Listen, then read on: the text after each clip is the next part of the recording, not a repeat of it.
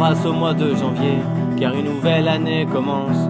Mais depuis des éternités, elle a pas tellement changé la France. Passent les jours et les semaines, y'a que le décor qui évolue. La mentalité est la même, tous des tocards, tous des faux culs. Ils sont pas lourds en février à se souvenir de Sharon, des matraqueurs assermentés qui fignolèrent leur besogne. La France est un pays de flics, à tous les coins de rue y'en a 100. Pour faire régner l'ordre public, ils assassinent impunément.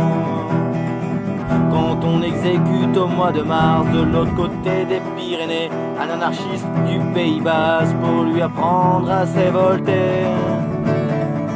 Il crie, il pleure et il s'indigne de cette immonde mise à mort. Mais ils oublient que la guillotine chez nous aussi fonctionne encore.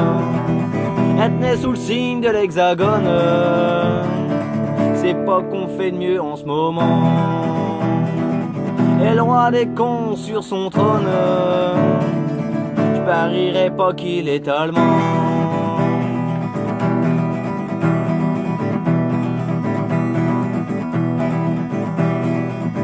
On leur a dit au mois d'avril à la télé, dans les journaux, de pas se découvrir d'un fil, que le printemps c'était pour bientôt.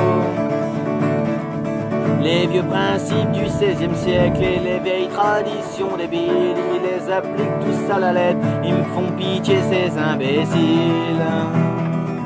Ils se souviennent au mois de mai d'un sang qui coule à rouge et noir, d'une révolution manquée qui faillit renverser l'histoire. Je me souviens sur tous ces moutons effrayés par la liberté, s'en allant voter par millions pour l'ordre et la sécurité. Ils commémorent au mois de juin un débarquement de Normandie. Ils pensent au pauvre soldat ricain qui est venu se faire tuer loin de chez lui. Ils oublient qu'à l'abri des bombes, les Français criaient vive Pétain, qu'elles s'étaient bien planquées à Londres, qu'elles n'avaient pas beaucoup de Jean Moulin. Être né sous le signe de l'Hexagone, c'est pas la gloire en vérité. Et le roi des cons sur son trône, dites pas qu'il est portugais.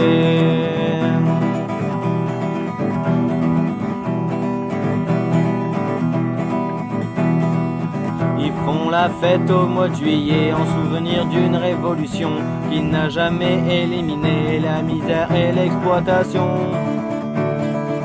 Ils s'abreuvent de balles populaires, du feu d'artifice et des flonflons. Ils pensent oublier dans la bière qu'ils sont gouvernés par des cons. Au mois d'août, c'est la liberté. Après une longue année d'usine, ils crient vive les congés payés. Ils oublient un peu leur machine.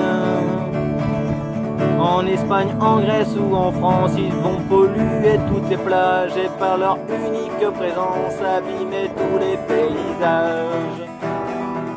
Lorsqu'en septembre on assassine un peuple et une liberté au cœur de l'Amérique latine, ils sont pas nombreux à gueuler.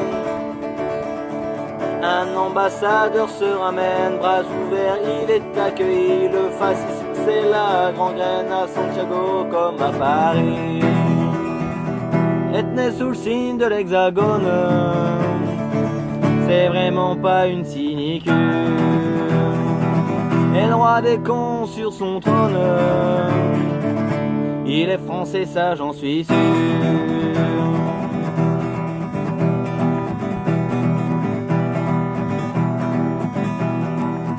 Fini les vendanges en octobre, le raisin fermente en tonneaux. Ils sont très fiers de leur vignoble, leur côte du Rhône et leur Bordeaux.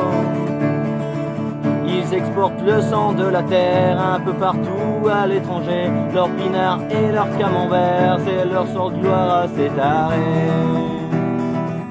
En novembre au salon de l'auto, ils vont admirer par milliers le dernier modèle chez Peugeot qu'ils pourront jamais se payer. Le bagnole, la télé, le tiercé, c'est l'opium du peuple de France. Le supprimer, c'est le tuer, une drogue à coups mutants. En décembre c'est l'apothéose, la grande bouffe et les petits cadeaux. Ils sont toujours aussi moroses, mais il y a de la joie dans les ghettos. Et de la joie. La terre peut s'arrêter de tourner, ils n'arrêteront pas leur réveillon. Moi je voudrais tous les voir crever, étouffés de dindons marrons. Être né sous le signe de l'hexagone, on peut pas dire que ça soit bandant. Si le roi des compères perdait son trône, il y aurait 50 millions de prétendants.